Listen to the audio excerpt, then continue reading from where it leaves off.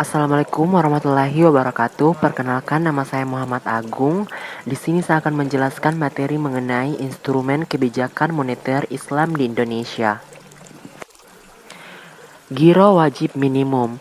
Giro wajib minimum merupakan instrumen moneter ataupun makroprudensial buat mengendalikan uang tersebar di warga yang secara langsung mempengaruhi terhadap indeks inflasi.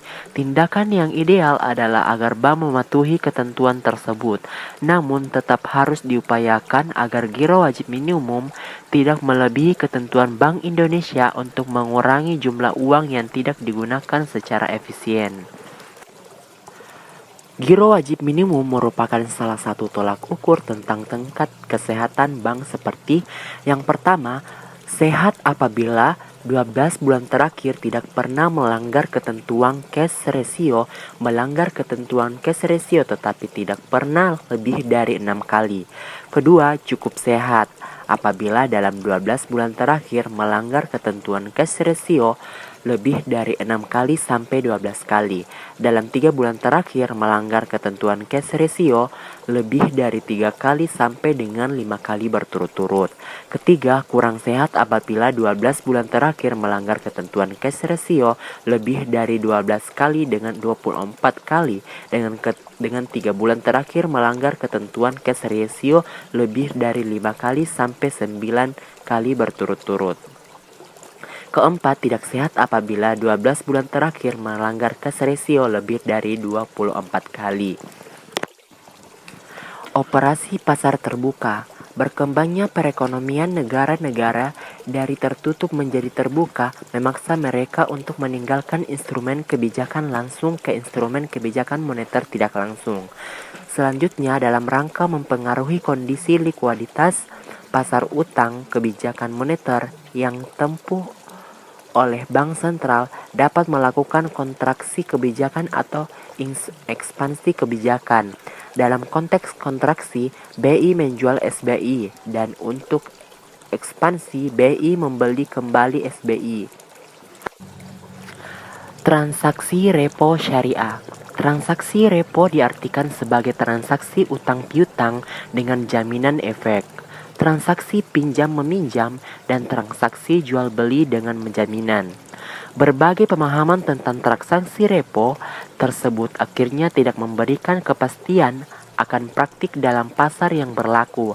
Hal ini mengakibatkan transaksi repo yang pada dasarnya adalah transaksi yang terjadi karena adanya perjanjian di antara kedua belah pihak, tidak memenuhi kejelasan mengenai bagaimana seharusnya konteks dalam perjanjian repo karena adanya pemahaman yang beragam tersebut.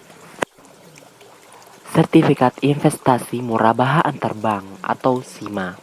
Sertifikat Investasi Murabahah Antarbank Syariah atau SIMA adalah piranti yang digunakan transaksi dalam pasar uang antar bank syariah atau PUAS. Sertifikat ini merupakan sertifikat yang digunakan sebagai sarana investasi bagi bank yang kelebihan dana untuk mendapatkan keuntungan. Dan di pihak lain, sertifikat investasi murabahah antar bank syariah atau SIMA juga sebagai sarana bagi bank yang mengalami kekurangan dana untuk mendapatkan dana jangka pendek dengan prinsip mudharabah. SIMA yang diterbitkan oleh BUS maupun UUS harus memiliki kriteria sebagai berikut. Yang pertama, SIMA diterbitkan berdasarkan akad mudharabah. Yang kedua, SIMA dapat diterbitkan dalam mata uang rupiah maupun valuta asing. Yang ketiga, diterbitkan tanpa warkat. Yang keempat, berjangka paling pendek 1 hari dan paling lama 1 tahun. Yang kelima, tidak dapat dialihkan sebelum jatuh tempo. Yang terakhir, batas maksimal nilai nominal SIMA adalah sejumlah nilai aset yang menjadi dasar penerbitannya. SIKA, Sertifikat Perdagangan Komoditi berdasarkan prinsip syariah antar bank. SIKA adalah merupakan bukti jual beli pembayaran tangguh atas perdagangan komoditi di bursa. Instrumen ini diterbitkan atas dasar transaksi jual beli komoditi di bursa berjangka berprinsip syariah dengan menggunakan akad murabahah.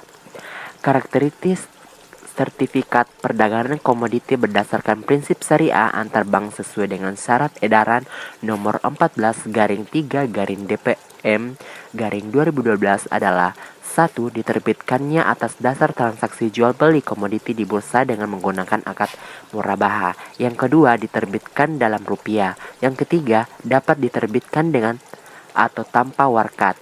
Yang keempat, berjangka waktu 1 hari sampai dengan 365 hari.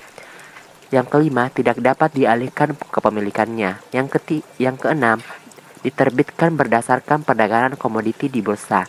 Yang ketujuh, diterbitkan paling banyak sebesar nilai perdagangan komoditi di bursa yang menjadi dasar penerbitannya. Yang kedelapan, komoditi di bursa yang menjadi dasar penerbitan SIKA harus halal dan tidak dilarang oleh peraturan perundang-undangan. Yang kesembilan, perdagangan komoditi di bursa yang menjadi dasar penerbitan SIKA harus sesuai dengan peraturan perdagangan di bursa dan tidak bertentangan dengan prinsip syariah. Selanjutnya, SIPA. SIPA adalah sertifikat yang diterbitkan oleh BUS atau UU sebagai pernyataan penerimaan pengelolaan dana dipuas dengan akad wakalah. SIPA merupakan instrumen baru yang ditetapkan oleh Bank Indonesia pada Juli 2020 ini. Adapun karakteristik SIPA adalah sebagai berikut. 1. Diterbitkan dengan akad wakalah. Kedua, diterbitkan dalam mata uang rupiah. Yang ketiga, diterbitkan tanpa warkat. Yang keempat, berjangka paling pendek 1 hari dan paling lama 1 tahun. Yang kelima, tidak dapat dialihkan sebelum jatuh tempo. Yang keenam, dana yang diterima digunakan untuk membiayai kegiatan usaha dengan maupun tanpa pembatasan. Yang ketujuh, memberikan pendapatan berupa hasil pengelolaan dana. Dan yang terakhir, dapat disertai dengan penyerahan agunan berupa SBSN atau sub-BI. Reverse Repo SBSN. Reverse Repo SBSN merupakan pembelian SBSN oleh bank dari Bank Indonesia dengan janji penjualan kembali oleh bank sesuai dengan harga dan jangka waktu yang disepakati. Surat berharga syariah negara atau SBSN biasanya disebut sukuk negara adalah obligasi yang diterbitkan oleh pemerintah Republik Indonesia berdasarkan prinsip syariah. PA SBI dan SBSN. PA SBI merupakan surat berharga dalam mata uang rupiah yang diterbitkan oleh Bank Indonesia sebagai pengakuan utang berjangka waktu pendek. SBI diterbitkan oleh Bank Indonesia sebagai salah satu piranti dalam operasi pasar terbuka atau OPT. SBSN Pasal 1 Angka 1 Undang-Undang Nomor 19 Tahun 2008 tentang SBSN menyatakan bahwa SBSN atau dapat disebut dengan sukuk negara adalah surat berharga negara yang diterbitkan berdasarkan prinsip syariah. Sebagai bukti atas bagian penyertaan terhadap aset SBSN baik dalam mata uang rupiah maupun valuta asing. Sedangkan dalam Fatwa Majelis Ulama Indonesia MUI nomor 69/DSN MUI /6 tahun 2008 tentang SBSN merupakan ketentuan umum. 1. Dinyatakan surat berharga syariah negara atau dapat disebut sukuk negara adalah surat berharga negara yang diterbitkan berdasarkan prinsip syariah sebagai bukti atas bagian kepemilikan aset SBSN baik dalam mata uang rupiah maupun valuta asing.